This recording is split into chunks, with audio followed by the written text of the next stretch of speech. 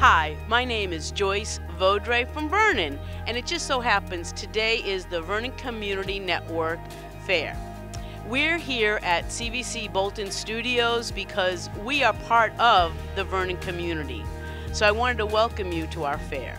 Today we have several providers, but my favorite so far is, of course, the free food that's provided by the Great Harvest Bakery Company. And today they're giving out free samples. I've already got my name on one of those apple cider cakes. So the Great Harvest Bakery and Company has not only walk-in service where they have beautiful coffees, they also have catering. So feel free to support your local businesses. Thank you for watching. We're going to walk around the fair a little more to show you who else is here. There's a lot of activity even as we just opened. Hold on. Hi, I'm Mark Dewinski, President of Community Voice Channel. And I'm Terry Lynn Rogers, President of the Vernon Community Network. And we just wanted to thank everyone for coming out here today.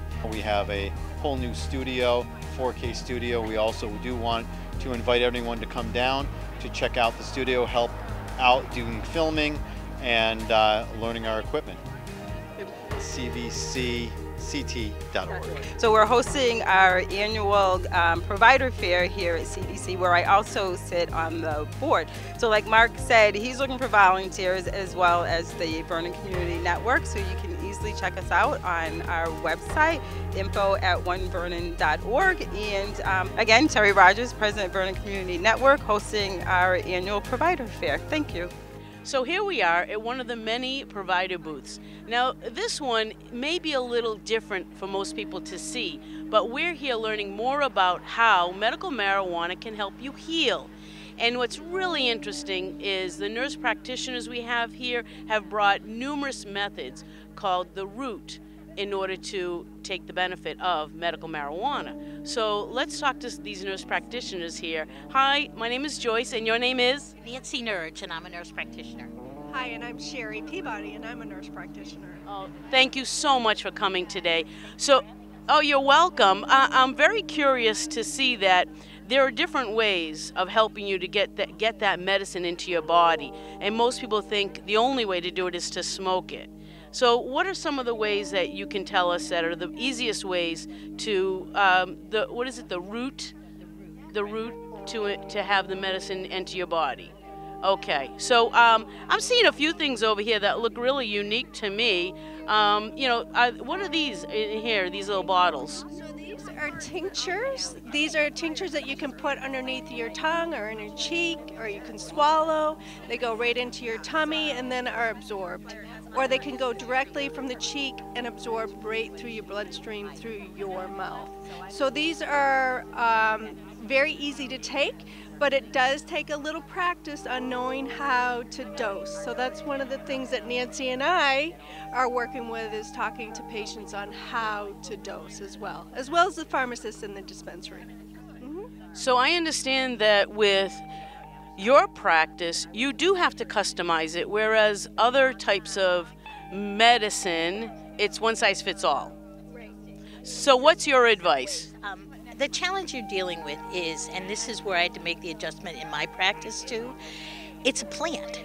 And how that plant interacts with you, me, or Sherry is completely different. So you've got to find out what route you want to take, which is how you want to ingest it.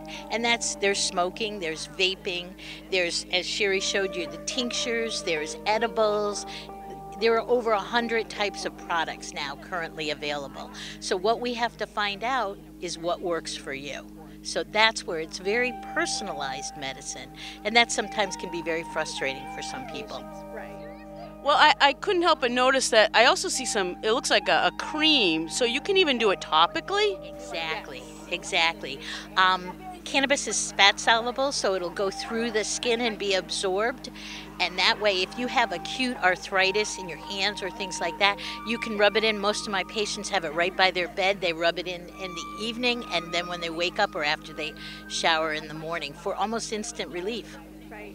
And Joyce, I just want people to know, you don't have to stick with one route of use. Right. As Nancy was just saying, you can have creams, you can do the topicals, you can do the tinctures, you can even vape and it will approach your symptoms and help alleviate even better than maybe just one route of use. So just that's another thing, beauty between Nancy and I, is we can talk to you about what might work best for you and your pain. Because pain is probably the number one issue that we see. Anxiety is the other, and people age 65 and older are exploding in our practices. That's probably the biggest one. Like this right here. This isn't how it comes, but this is called a baking mix. This is my number one probably recommended product. People like edibles, and they like the fact that they control how much is in there. So this comes, it looks like almost like a Knox gelatin packet, and you put it into your own brownie or cookie mix. You stir it into the dry ingredients and then mix it up. And how you distribute it is by how many you make. When I first started, I only did 36. Now I'm down to about 24, and I find I do that, and I take it right before I go to bed, and I sleep like a baby. So there are so many ways to do it. It's not just smoking anymore. Yes, and if that's overwhelming for folks about thinking about creating their own edibles, though their pre-made edibles are also an option in the dispensary. They'll make them for you, so you don't have to worry. There's always a way through any problem. Yeah. So what is the dispensary experience for people who've never actually gone to one? That's really important. I am so proud of what Connecticut is doing. We have one of the safest profiles, as you know or may not know. We have 4 growers, and those 4 growers, from seed to harvest to extraction, all of their products are grown within Connecticut. And then they go and they are independently tested by labs. So even though you can work on their safety profiles and understand you're not going to get heavy metals, you're not going to get toxins in there, and you're off mold or even, God forbid, what you get on the street has fentanyl in it. That's scary. It is very scary. Yeah. Then you go into a dispensary. Dispensaries are run by pharmacists. These are people who have doctorates in pharmacy. They're a lot brighter than me because they know all of these things. They have chosen to focus on cannabis.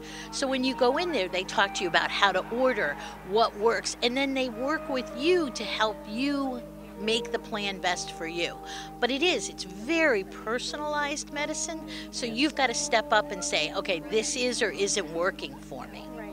And Nancy and I believe, Joyce, that education is empowering. And that's when we talk to the pharmacist at the dispensary, that's what they live and breathe. Yeah. So we believe that you can be self-empowered by learning and taking control of your own health. And Now, this is one way to do it. I have some very anxious cats, and a friend of mine highly recommended it because she uses it for her dog. What can you tell me about my cats? So there's a system called the endocannabinoid system. It's a healing system that not only you and I have, Joyce, but animals have.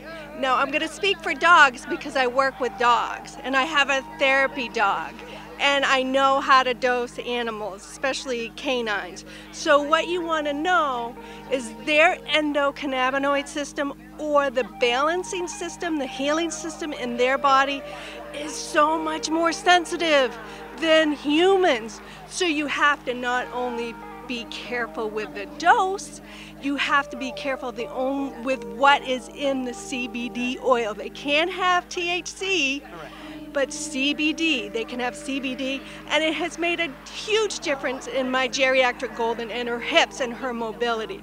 But you got to make sure that it doesn't have anything other than MTC, which is an additive coconut oil. Nothing else, because they're so sensitive and it could be harming. Very tiny doses. So when you said too much, I recently read an article that said the only way you could overdose is you ingest 1,500 pounds of marijuana to overdose on it. You have to be careful. There's a difference between human beings. No one has ever died from medical marijuana. No one ever. They want to find that person, but they haven't. So that means, unlike every other drug I've ever prescribed, no one has died from this. But pets are different, and pets are much more sensitive. So while they might not pass, they may get sick if you're not careful in how to do them. Yeah. THC is very dangerous to pass. But CBD is something that you can buy just about anywhere, but you want to be careful where you purchase it from, because CBD doesn't have the psychotropic effect that THC does. So the CBD, you don't need a prescription for it. You can go to, even the dispensaries are doing the CBD, non-THC. So you want the CBD to be lab tested, just like you want the other point of marijuana, THC. You want a certificate of analysis with your CBD. And the good companies, good growers that do just CBD, they'll tell you what lab they get their CBD tested at. And you want to look for, again, certificate of analysis. Well, I really appreciate you ladies coming out here today. And what would be the first step if someone was interested in potentially getting a medical marijuana prescription? Either one of our websites. Mine's NancyNurgeNP.com. And mine is hopeandhealingct.com. Well, thank you so much, and I greatly appreciate it, and I really hope you folks enjoyed this information, and please reach out to your provider if you want more information on how it can help you personally. As we continue walking through the Vernon Community Network Fair here at CVC Bolton, I was intrigued by this giant white truck. So let's see who brought this white truck and what it's all about. Hi, my name is Joyce. What's your name? Hi, my name is Mark Dewinski. This is my daughter Leah Dewinski. Hello. And what is the name of your company? Bedbug Busters. Well, I like alliterations, but that's a doozy. What exactly is a bed bug buster? So what we do, we actually will eliminate bed bugs in houses, apartments, condos, things like that.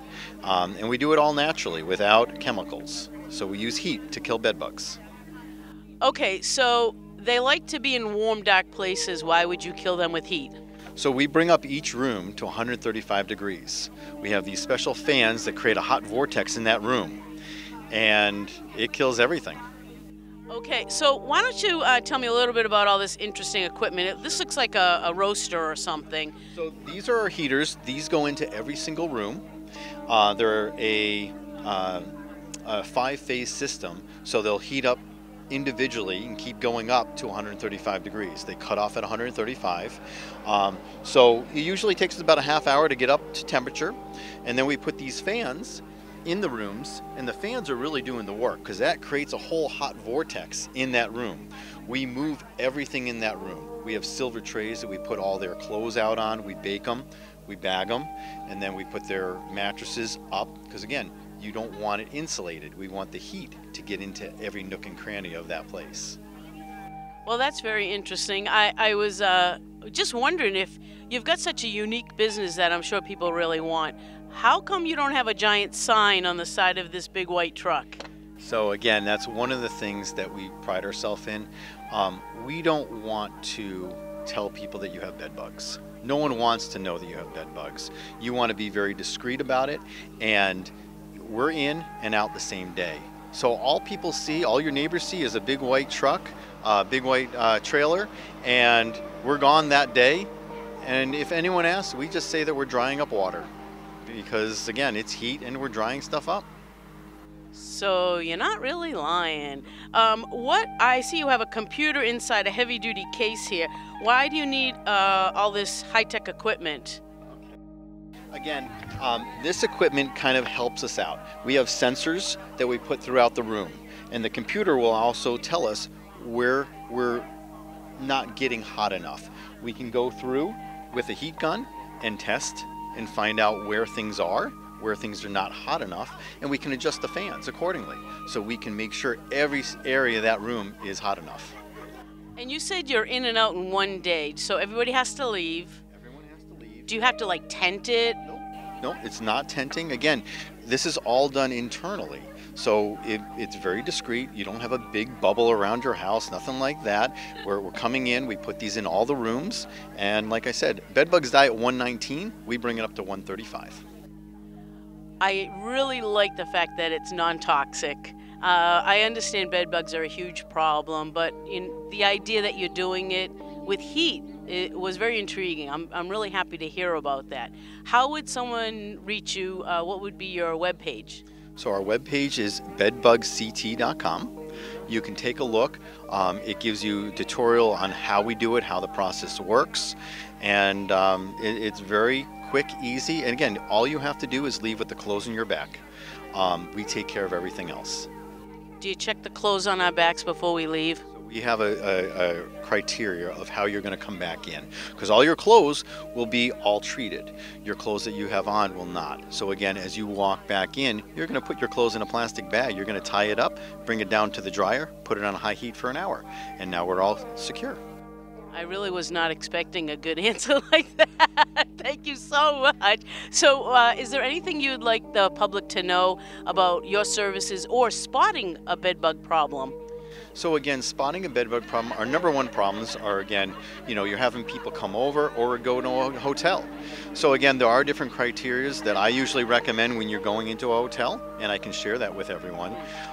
So again, when I go into a hotel room, your shower, your tub area, it's white, it's porcelain. You can see if there's anything in there, right?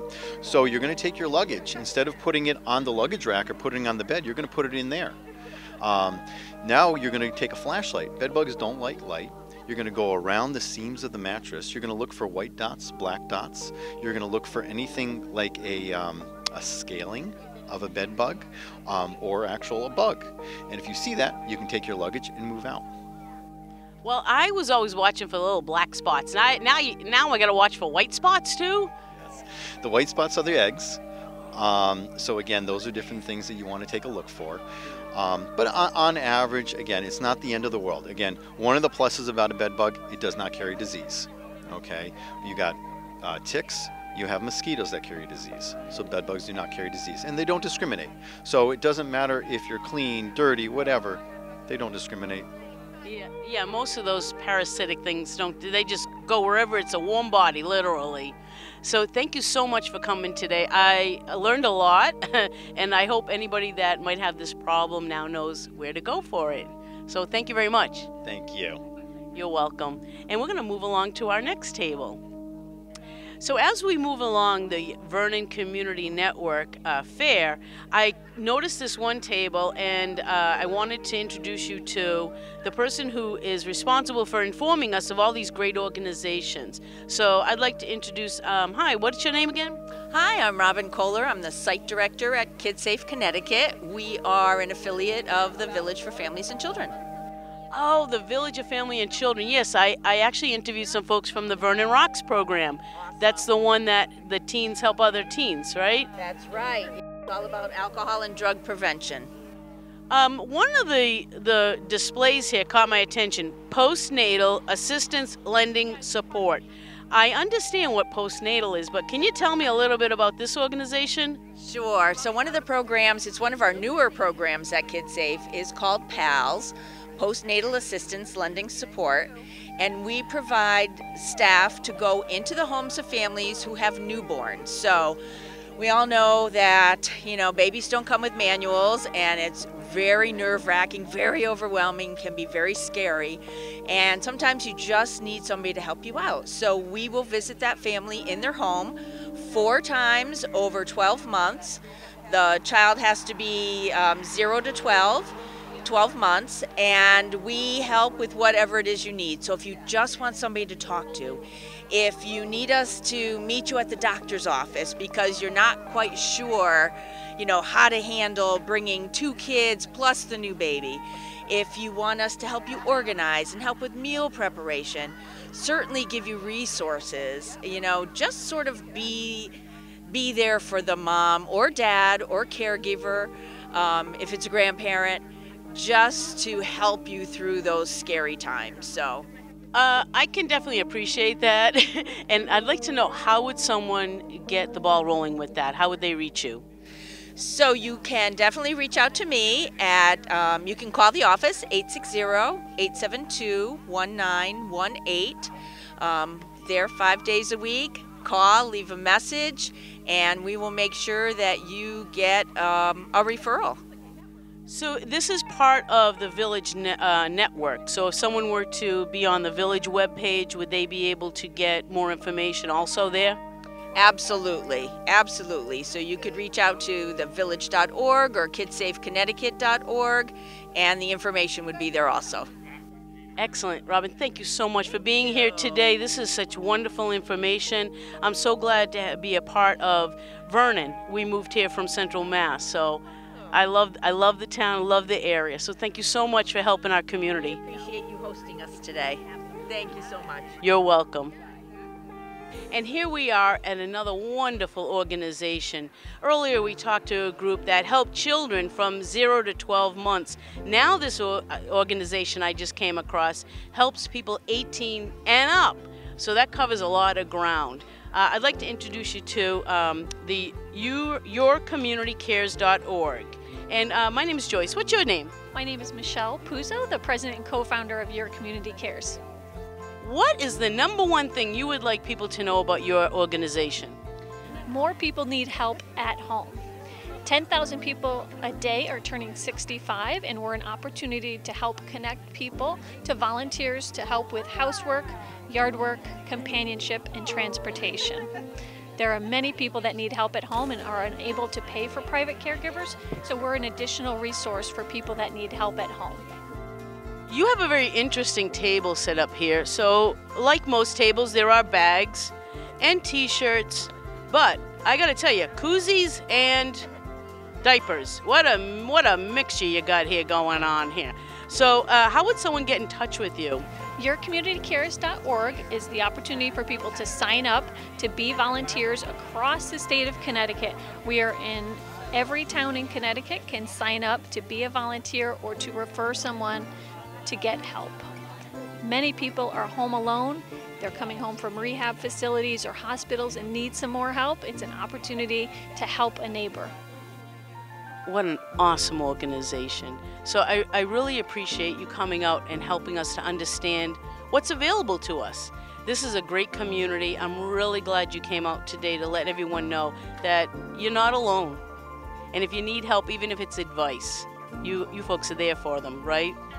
Absolutely. Anyone can contact us through the website yourcommunitycares.org. We're here to help and be a resource, whether that means you need some medical equipment, we can donate, or if you need we can lend a hand. So can people donate goods to your organization, or is it easier for you to take monetary donations? Monetary donations help us keep our website free for all participants. So there is no membership.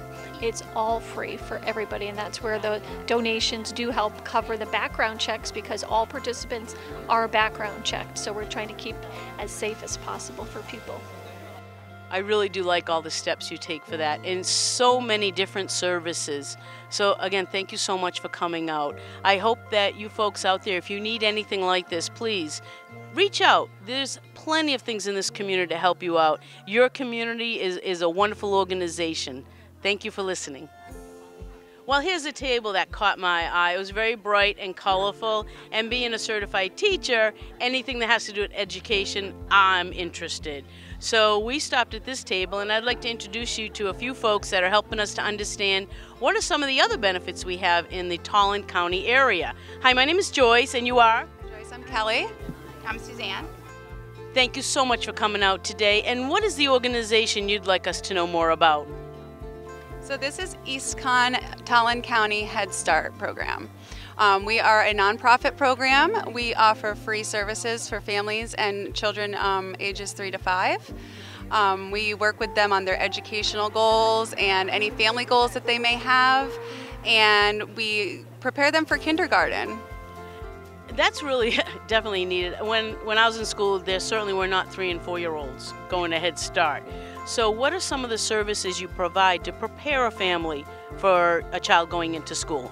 Absolutely. So we do in-home visiting every week. If the family's not comfortable visiting in-home, we can meet somewhere in the community or at the local library. But we go to their home every week for an hour and a half, and we empower the families. We feel that the families are the first and most influential teacher for their children. So we like to empower the families on positive parenting behaviors and techniques. child development, so that they feel confident about sending their child to kindergarten, but not only do they feel confident, but that child feels confident in knowing what they're stepping into when they go through those doors that day. One of the things I noticed as a teacher is things in your home can be used as a learning device. So I saw your colorful little teddy bears here, and you can turn games into learning. So what are some of the things that you have for, I see you have a board here with all these different supplies. These are things that you brought to the family and now they implement in their homes? Yes, so a lot of these photos were taken from our 2019 program year. So that was when we were bringing some of our own educational materials into the home. After the pandemic hit, we started to transform the program a little bit into how can we have the families realize that they have so many learning opportunities within the homes themselves, and they don't have to go out and buy these toys, you know. So we use a lot of recyclable materials, you know, cardboard boxes, paper towel rolls, you know, any magnets that are on your fridge, literally anything you can find. There's literacy exposure everywhere, not only in the home but in the community. So we're always showing parents where the learning opportunities are and how they can best utilize those to help their child's development. Thank you. So earlier we were talking about other services provided specifically to the family. Did you want to fill me in on that again? Sure. We help family obtain goals that they're looking to obtain, like getting a GED, obtaining their license, saving money, reading more with their children. So anything that they want to explore and work on, we're there to support them. Yeah, you got to tell them Dolly Parton will give them a book too. Did you? So you know about that organization. I love Dolly. She's so good. So how did you guys get involved in this program? Well, I've been working for EastCon for 22 years. I used to teach preschool here, and we are no longer in the school system. So this is a supplement program to support families with their child's development, let them know that they're the most important teacher in their child's life. And we also do socialization groups and play groups where we have all the families come together, and those are usually 2 hours, and it's a learning opportunity, and we set different things up. We might go to the pumpkin patch or the park. A play date for the whole family. What a great idea. Great concept. And how did you get started with the organization? Actually, my son was in the program. Suzanne was his teacher, or his home visitor rather, and Suzanne noticed that I worked really well with him, and I had a bachelor's degree in child studies, and she told me about the opportunity, and I have been working with EastCon Head Start ever since. I love working with not only children, but the family, because I know how important it is for the child's development, for the family to be completely involved in that child's life. So for me, working with the entire family was very meaningful for me, and I've loved working for EastCon Head Start ever since. I love that you take in the whole Tolland County. That's a big area and a little spread out. How would someone help the organization? What type of donations would you be looking for, or volunteers, or maybe a space to gather? Are any of these things something that you guys would be interested in? So we always take in-kind, which is in-kind donations for families. That's something that we would definitely, you know, benefit from. All families could. We're also always partnering with, you know, community providers within Tolland County to not only, you know, spread the word about the services that they offer, but to see if they can let families know that walk through their doors as well about our program, so that we can have a little give and take relationship.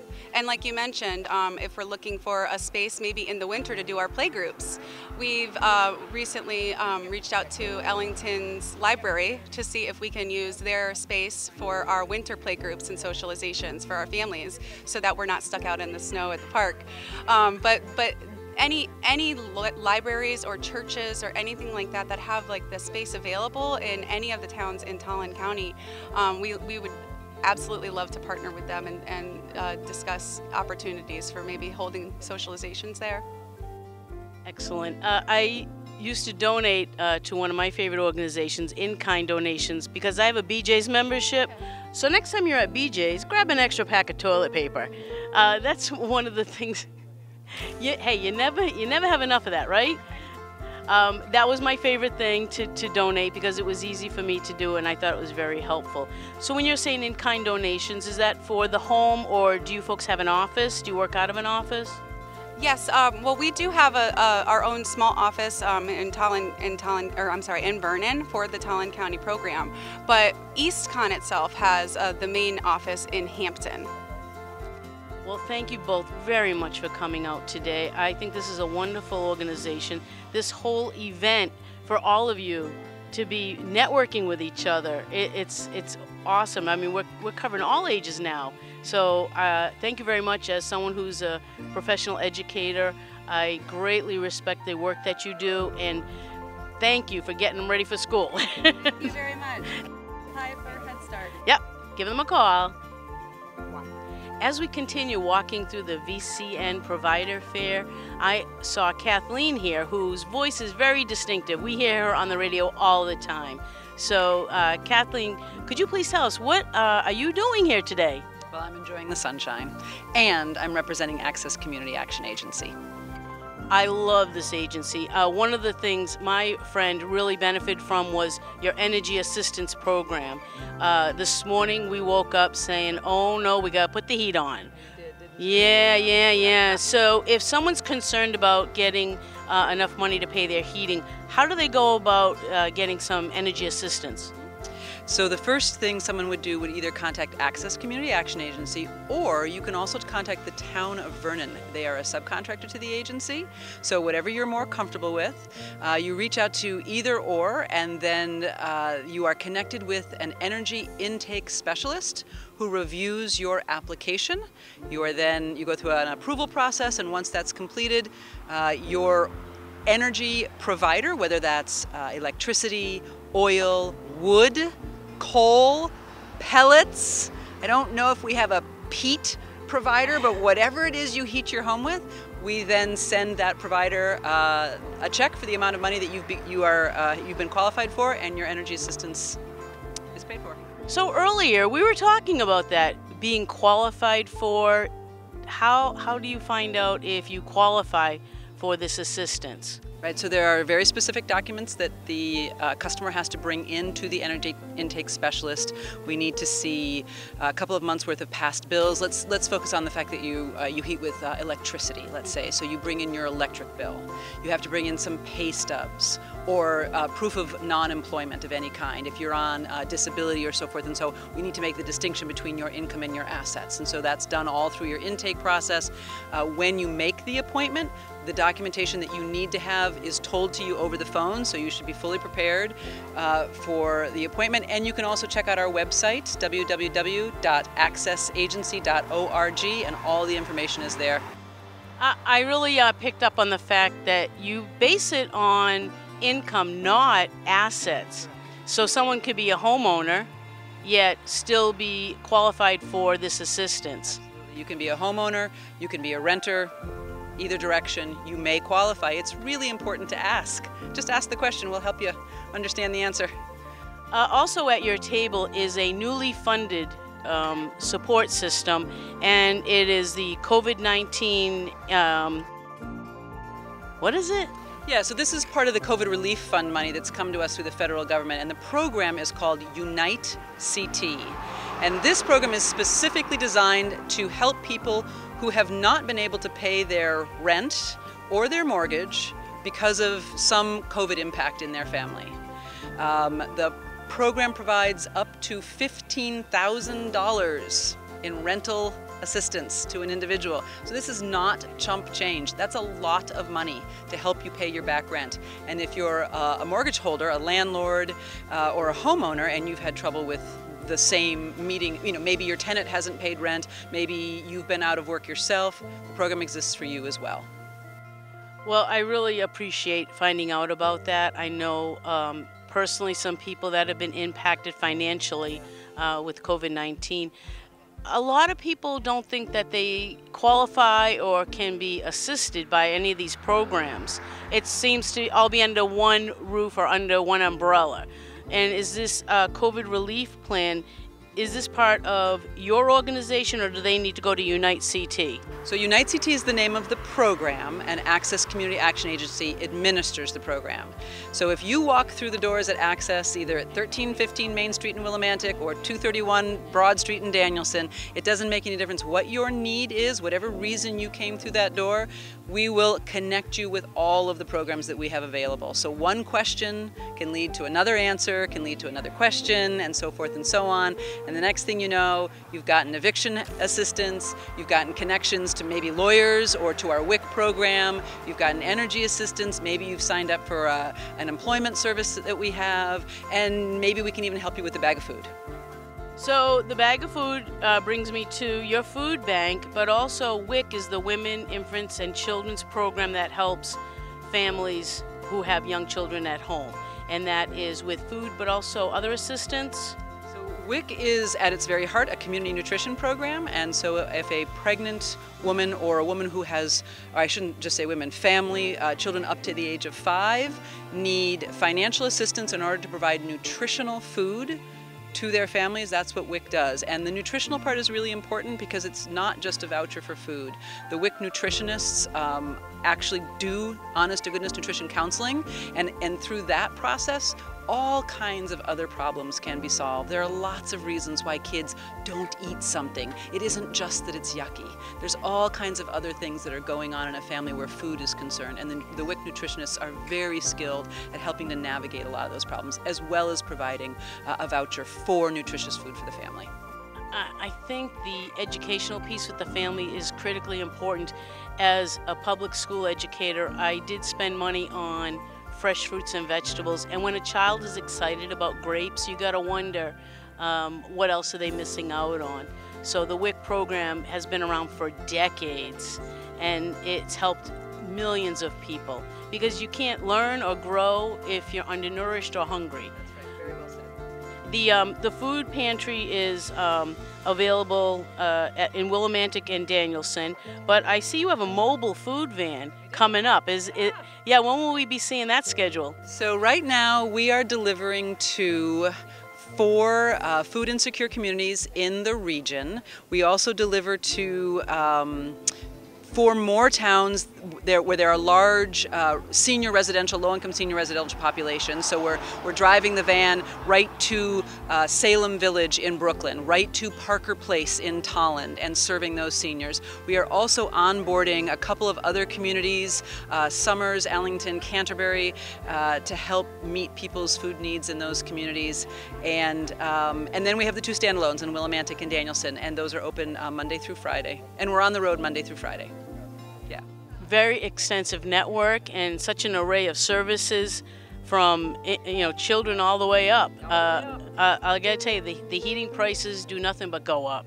So I'm very happy to hear that you cover all types of heating, not just oil. People think, oh, it's only oil assistance.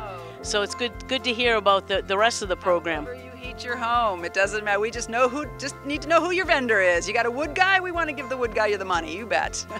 That's great to know. Thank you so much for being here today. I appreciate your time, and this information is very important and very, very timely. Yeah. Timely. Thank you so much. It is the heating season, you bet. Oh yes, thank you. Thank you. Now here's a familiar organization, the Cornerstone. It has been an institution in Vernon for decades, and I'd like to introduce you to one of their key helpers here. Hi, this is Joyce, and what's your name? I'm Sharon Redfern. I'm the Executive Director. Sharon, you were telling me about some great things happening at the Cornerstone. I know it's a place I can go to donate clothes or to help with the soup kitchen, but what caught my eye is you folks provide diapers? We do. We are part of the National Diaper Bank and the Connecticut Diaper Bank. So if you need diapers for your child, you can come to us once a month and get diapers. We also can provide sanitary supplies for women. We do have a limited amount of adult diapers, but we can get more. As all of our services, there's no charge for this. It's easy enough to do. You go to our website and it tells you how to sign up, and then you're able to come once a month and pick up diapers. So you mentioned your website. Those of us of a certain age, aren't that great at social media. So we were talking earlier about the fact that you do need all types of volunteers. Specifically, you'd love to get someone in there that could do your social media. What would be some of the other specific services you're looking for people to volunteer? Well, we need some specialized volunteers. We have a ton of volunteers in the kitchen and the pantry, but we have people who are leaving the shelter. They may need some job skills. They may need to beef up their resume. They may need to learn a little more about this or that. So we would love to have volunteers who could come and provide some of that. We would also be interested if people are a retired social worker or case manager and they'd like to come help with some of our folks who need that. That would be amazing. And finally, some technology, you know, putting things on our website, putting things on our social media pages, helping do live streams at some of our events, doing some virtual tours of some of our facilities. So if somebody's interested in volunteering, they can see what it's actually about, those kind of things. So a friend of mine ran the National Honor Society out of the high school I worked.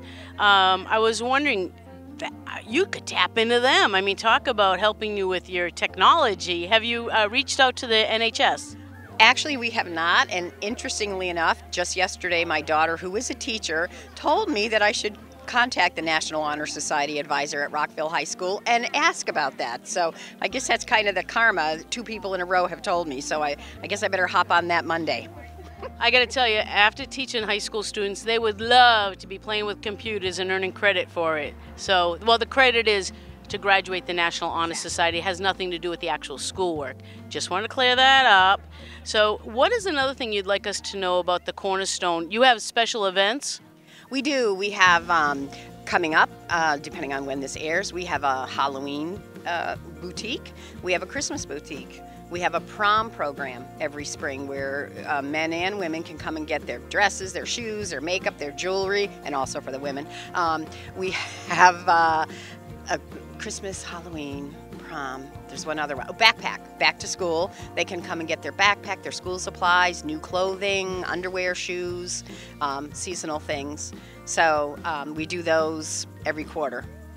And I understand recently there was an expansion where you were able to use another building. How's that working out? We purchased the old Tri-Town shelter, which is the building when you come off of the highway with the white pillars, everybody seems to know. And we got it all refurbished, and it's now our 3rd shelter. It's a shelter for families. So right now we have all families staying there. What's nice is it's all individual rooms, and some of the rooms have multiple beds, so we're able to put a whole family together, which we couldn't do before. So that's been a huge break for us in terms of taking new people. I would imagine that someone with some skills that would help the transition of going from homelessness to their own home, those types of people are really needed. Tax season, an accountant, and you mentioned someone who's retired. You have too much energy to sit at home, so come on down. How would someone go about volunteering? How would they get in touch with you? If they go to our website, they just click on the page that says volunteer. What happens is there's a quick application, then we have a volunteer coordinator who then gets in touch with everybody who applies, talks to them about the various opportunities, and then sets them up with whoever the head of whatever thing they seem to be interested in and does it. Well, thank you so much for coming today. I'm very interested to know more about the Cornerstone Foundation. I have been donating this since I arrived in the area about 5 years ago, and I'm not interested in the diapers, but it's really great to know that service is there, so if I do know somebody. So thank you so much for coming today. Thank you. Let's go see who else is here. Here I am at the food share table, and what really caught my eye was all this great plastic fruit. So Sarah is here to tell us more about food share and what makes it a little different than a traditional food bank. Hi Sarah, what can you tell us about food share? Hello, my name is Sarah Hill and I'm here in Connecticut Food Share. We have wonderful programs, including our mobile food share, which is a pantry on wheels that distributes fresh fruits and veggies, no questions asked. We have them in every single town across Hartford and Tolland County. We've recently expanded statewide, so we have mobile food share distributions really all over. please check us out on ctfoodshare.org for our most updated schedule. But here I have all of the towns that are local that, again, you can go to anytime you want. These are twice a month, every single month, so please stop by. Also, if you are looking to volunteer, this is quick, this is easy, this is giving right back to your community. You can sign up on our website as well. We'd love to have you. Now, where does the funding come from to purchase these fresh fruits and vegetables? I would understand that at a food bank, they like the non-perishables. So how exactly would it work with the fresh fruits and vegetables? We are very lucky. We work with the Connecticut farmers, we work with grocery stores, so all of the surplus food that you see in the grocery store that maybe doesn't look perfect or they just need to move it quickly, we get. And then we have this system in to move the food directly out. Like we get it in one day, it's out the next. It's the fastest way to save produce. We don't want to waste food. We do have like a way of giving all of the extra to the pig farmer once it's far gone, but that was my next question. Yeah, we do compost and use pig farmers, but we do want to get this out to food. It's perfectly great edible produce, so. Yeah, I actually was visiting a buffalo farm and they were all chasing a tractor because it was dropping hamburger buns. So the animals, what we don't eat, they'll be happy to eat. Exactly. So you mentioned the pig farmer. That's kind of like the last stop, the last stop of that. So what is the one driving force behind the whole food share being fresh fruits and vegetables? Because food is a human right, number one. Food should be for everybody, and there's a direct correlation between healthy food and the way you feel and the way you act. And we can see in a lot of our pantries, shelf stable, some things higher in sugar, salts, and fats, and that's not going to be good for your body. And so we want to create access to fresh fruits and vegetables and create a platform to get it to people where they need it very quickly. But what happens when you find a fruit and vegetable and you don't know what to do with it? Do you help people with that? We sure do. We do have recipes, and we work with our awesome community providers like UConn SNAP-Ed and University of St. Joseph SNAP-Ed. You go on there, you put in the item, and it will give you like 12 different recipes, how you cook it, how to prep it. We also have people sometimes on sites providing recipes, but I say, mix it up, see what we got. I know now how to use cabbage, and I did not before, and artichoke, so hey. I recently learned to roast Brussels sprouts and to saute okra. Most people fry okra, but I sauteed it and it was yum. So please try okra. So tell me a little bit about this Tri-Town South Windsor Action Team. Hunger Action Team, yes, we are the HATS. We are the community engagement portion of Connecticut Food Share. So for years, we've been giving out food more and more every year, right? But hunger's not subsiding. So we're like, what else can we do?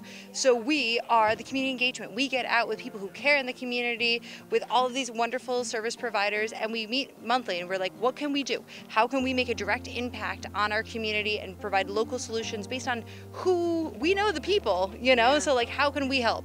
And it's completely ground up. We meet, we network, we write grants, we volunteer, and we just help one another.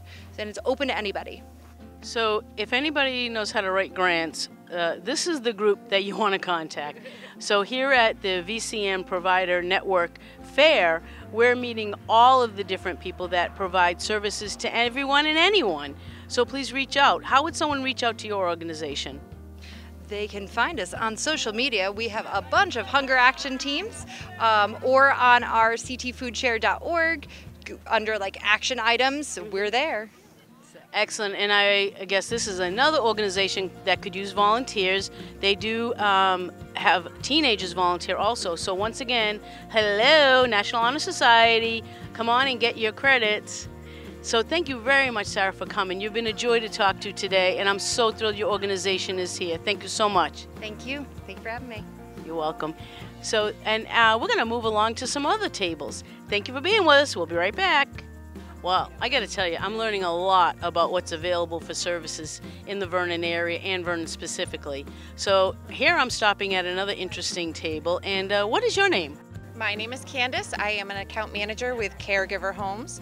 We cover the whole state of Connecticut. We support the caregiver. If somebody is living with someone 65 or older, a parent, grandparent, friend, aunt, uncle. It cannot be a spouse in the state of Connecticut. The caregiver can be paid tax-free monthly, average is $1,500, and they also receive the support of a registered nurse and social worker through Caregiver Homes. This is a program on the Connecticut Home Care Program for Elders. We are supporting aging in place and family, taking care of family. So that phrase, aging in place, we worked really hard to be able to do that with our family members. I strongly believe in that.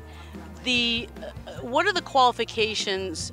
So you have to be in the same home, but you can't be a spouse. And you mentioned it's a financial benefit, but also you mentioned other services. Is that in the home? Yes, it is in the home. So it's on the Connecticut Home Care Program for Elders. It's a Medicaid-based program, so of course there's financial criteria that has to be met for that person that's 65 or older. On the home care program, there are other services that can be put in place, such as Lifeline, home-delivered meals, nursing, whatever would keep that individual home safely. We are supporting the caregiver. It's called adult family living, so we are really supporting that family member or friend that is caring for a loved one. And how would somebody go about getting in touch with you folks, and if they needed training or anything, is that something you would also help them with? So we do have social workers and registered nurses available. They are there to answer and support the whole way through. So with any questions or supports that may be needed, somebody would call me. I would screen to make sure that somebody is eligible for this beautiful, amazing program. And I would also make the referral to the state for the home care program for elders.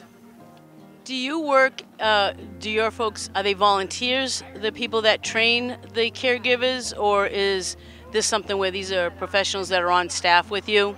Correct. These are professionals, social workers and registered nurses.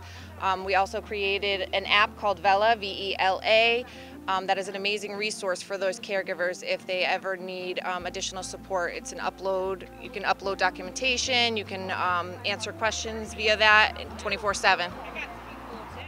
Will someone teach me how to do that? I gotta tell you, everybody says it's so easy just to upload it. So first I need that lesson. I'm kind of joking, but not really. So when you get to be of a certain age and your parents are not able to take care of themselves as they used to, this app, how would that help out the caregiver? So the caregiver will be helped along the way with that app, and it helps them because they can use it as a portal, a resource, and ask questions at any time, and it'll be answered by a social worker or registered nurse as soon as possible. Thank you very much for doing that. I'm so thrilled to see that so many people are being taken care of, and everybody wants to be able to stay home as long as possible. So I think this really helps out with the families and alleviate some of the pressure. Yep, absolutely. So, thank you so much for being here today. Thank you. All right, see you later. And now we're going to see what else we have here today. As we walk around the VCN Provider Fair, I couldn't help but notice a spinning wheel. Let's see, I won a coupon. I'm here with somebody from the Tutor Doctor, and who am I talking to today? Amy Blank. Hi Amy, so nice to meet you. What, are you getting ready to hand me one of my coupons? I am, there you go.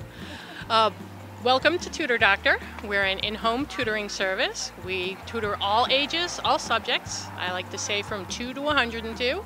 I've had infants, well, toddlers I guess you would call them, up to a 90-year-old woman who wanted to learn online banking. So we do everything in between. I gotta tell you, online banking, yeah, it's a blessing and a curse. I agree. So I can understand why someone would need help with that. Do you do virtual learning also, tutoring? We do. We do in-home as well as online tutoring. We come right to the home. We work with organizations like DCF and those that work with DCF, but we also do in-home tutoring for families as well. Excellent. I see you also have gift certificates. We do. So if somebody wanted to help out a family member or a friend, they can get a gift certificate. How would somebody get in touch with you folks? We have our website, which is www.tutordoctor.com, and just choose the Hartford East location. So I'd like to know what made you get into the tutoring field? Were you a traditional classroom teacher before? I was not. I was a retail manager for almost 20 years, and my daughter had some difficulties and I needed a more flexible schedule, so I decided to look into something and found Tutor Doctor, and I love it. I can work, but I can also give back to the community, and that's primarily why I work a lot with DCF and the foster care system. Yeah, working in public schools, I found myself oftentimes talking to DCF, and usually it was actually in a good response. They were there to be part of the educational team, which, you know, you want full service, full circle services. Do you have to qualify for your program?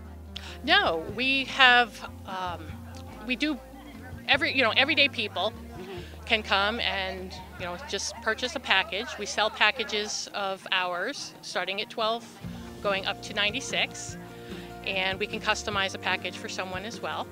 We have payment plans, flexible schedules, and we also, like I said, work with organizations, and with that, I can invoice pretty much anyone. So you would follow along with the Common Core standards or anything else that would be in place for a public school? Yes, we can help students with just getting up to speed to their grade level, and we can also do supplemental tutoring. We customize the package to the student as opposed to having one lesson that, you know, anyone in that age group does. That's definitely a concern of mine, you know, having to make accommodations because different people learn differently. So I really like that you keep saying that it's customized to the individual. That's the best way to get through to people. I would imagine it also builds confidence in the students. It definitely does. It's amazing how big of a smile kids get on their face when they actually get it. It's like that aha moment. And I love it. I find it I go out and I do consultations, and I go and meet the family and the student, and that way I can find out their specific needs, and that's how we can cater the package directly to them. While that truck was rumbling by, your face lit up when you said, and I love it. And I really feel that, and I wanted to make sure that the folks, when they saw your face, they know you really want to make that connection, and seeing the joy. Someone who's making the connection notices things like that. So thank you very much for helping our community and people to improve and learn new things. So if you're interested in learning something new and you need a little assistance, you can give the Tutor Doctor a call. So here we are at a table that caught my eye because it's not only youth services, but they're based right in Vernon, and I'd like to talk a little bit about what they do at the Vernon Youth Services Bureau. And here we have Michelle. Yeah. Hello.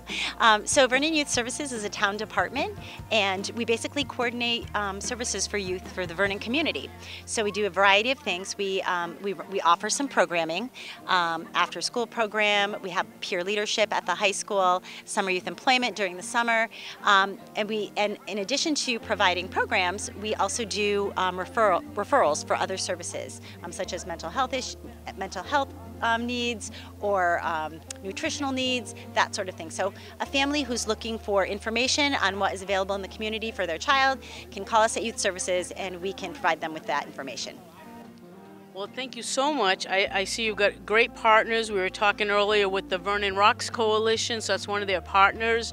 I have a warm spot in my heart for that group. Again, being a high school teacher, so I think the focus on children helping children, teens helping teens is a wonderful way to get a message across.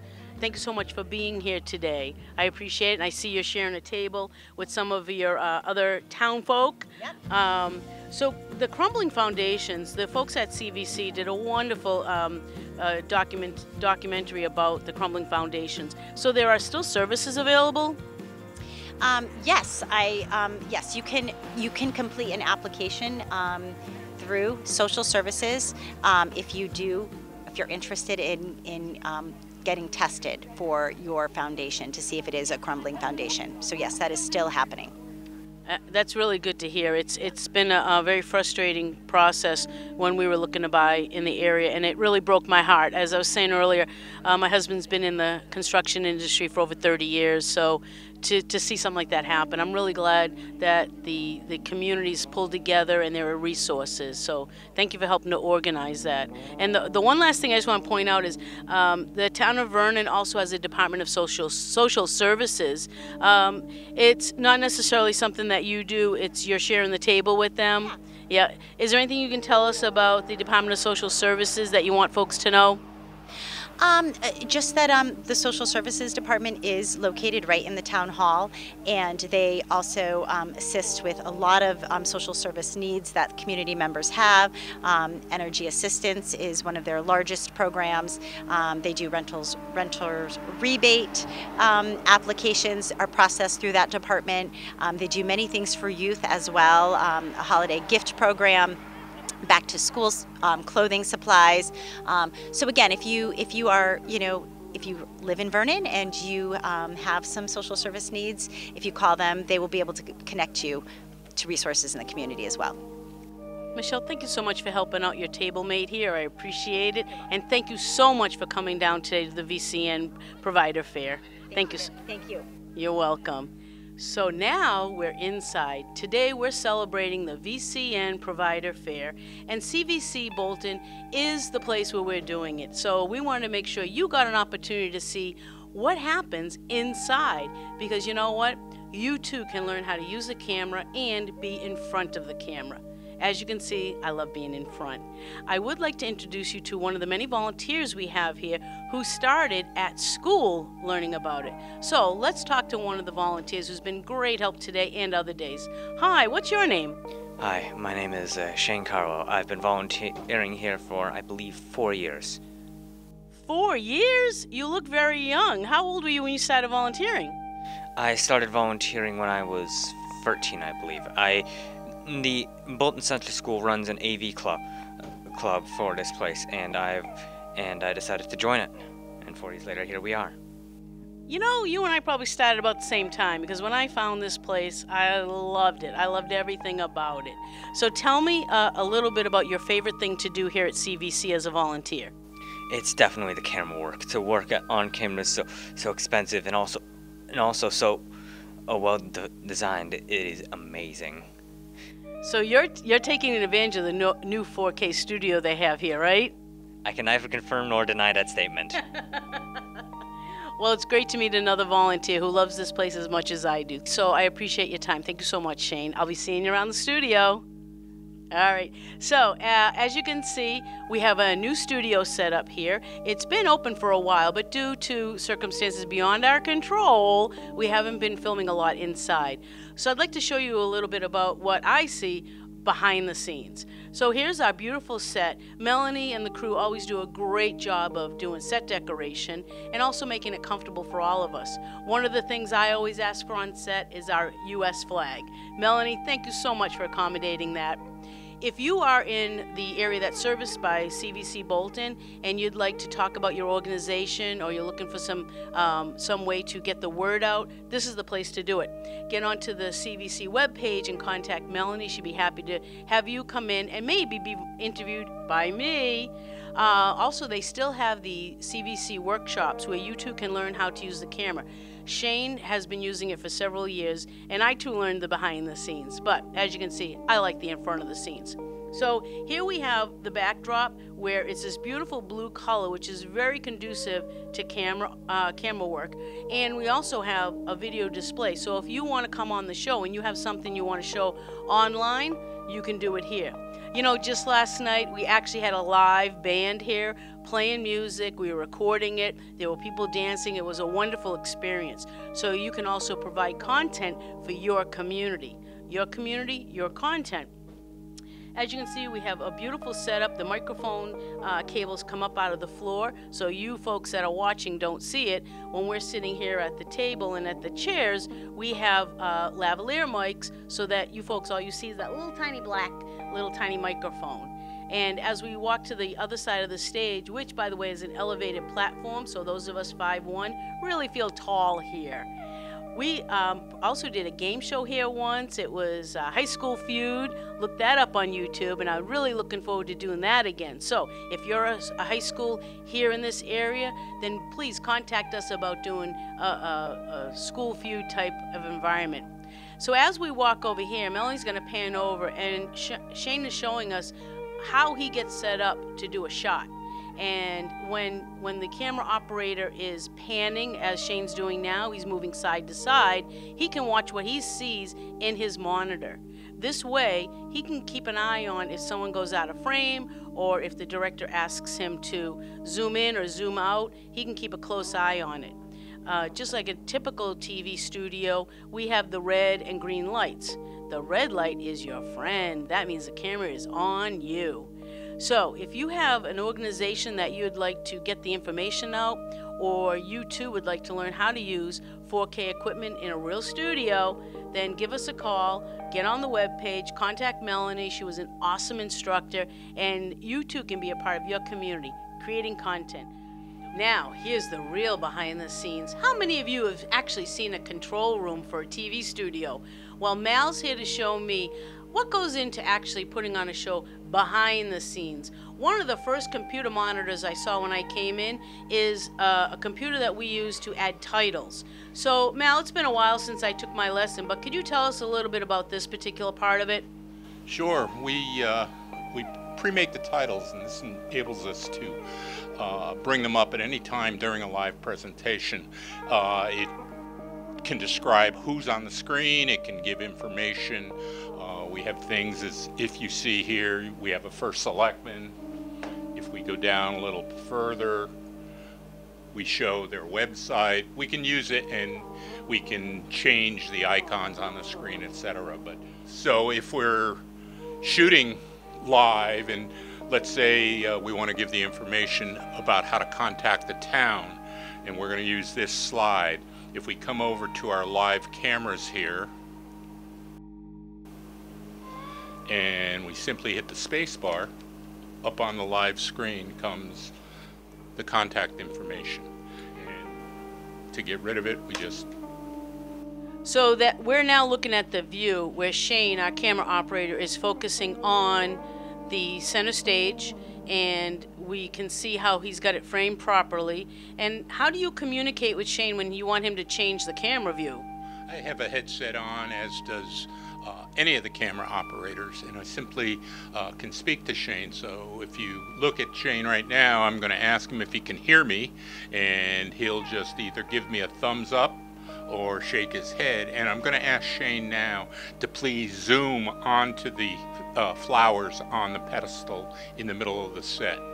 And as you can see, he's zooming in, then he's going to hold, and then he's going to slowly zoom out. So we can ask him to do anything with the camera. He can truck it in, he can pan it to the right or the left, or up or down, and at the same time the people on stage don't hear any of this communication, and we can put up whatever view we want to show. Well, coming from someone who's usually in front of the camera, I can vouch for the fact that I don't hear those directions, but I do see some hand signals, and some of the hand signals I'm looking for are the countdowns to when we need to wrap it up. So Mal's going to show us why he's got a computer monitor with like 9 different views on it. What is that? What are we looking at now? If you look at the master monitor, which also can be viewed on the TV up to my right, I can look at every single camera that we have hooked up. If you look through here, you'll see camera 1, 2, 3, and you'll also see the ME1 program on the right top. That's what's live going out on the air now. If I'm going to fade between pictures, I have a preview, meaning when I move this control on the panel, it will go from that picture to that picture on the live screen. So here we go with a fade. Below that, on the master screen. There are all the cameras that are available right now. We have 8 different slots. We have 3 live right now. We also have a sky cam that we use in terms of beginning shows and ending shows. It's an overview camera where you actually can see the folks on stage, you can see the cameras, just an effect so people really realize where we are. We're in a studio, not out on a set. So you've been around here a long time. What got you started at CVC? Well, to be very honest, my master's is in media education, media production. I was a teacher. I spent 16 years with the IBM company, and then I went on to be the director of business and technology in a public school system. You know what? We used to be rivals. I was at Digital Equipment Corporation.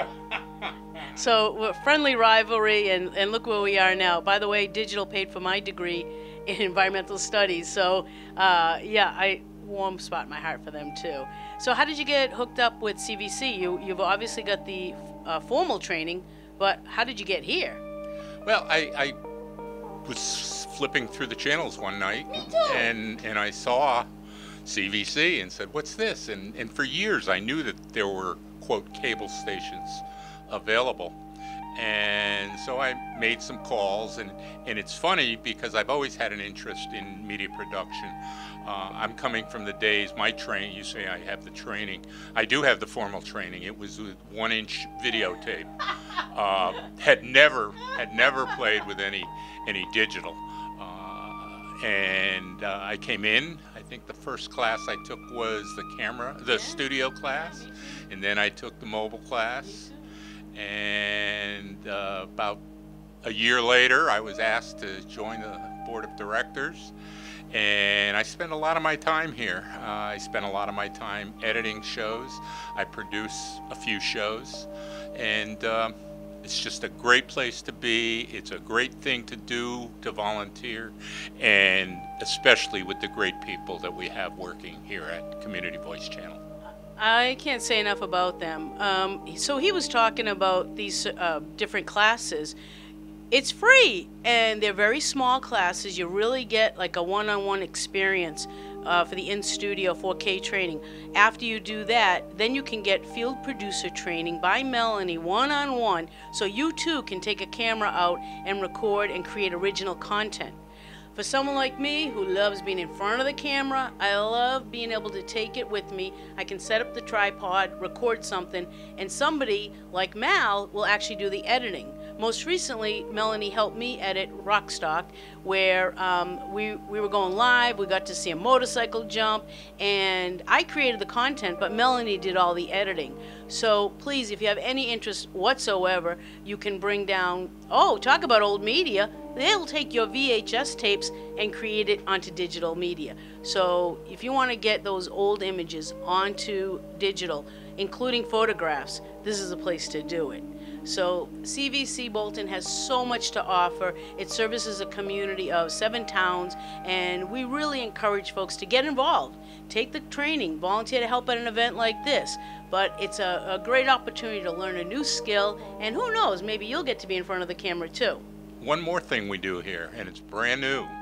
What's that? We now are able to transpose or move your old 8mm and super 8mm film to digital images at very, very competitive prices.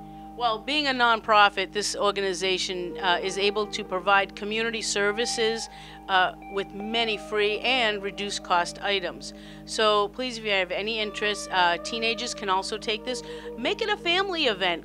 Don't go to a paint party. Come on down here and learn how to use digital equipment. Remember, don't just watch TV, make it.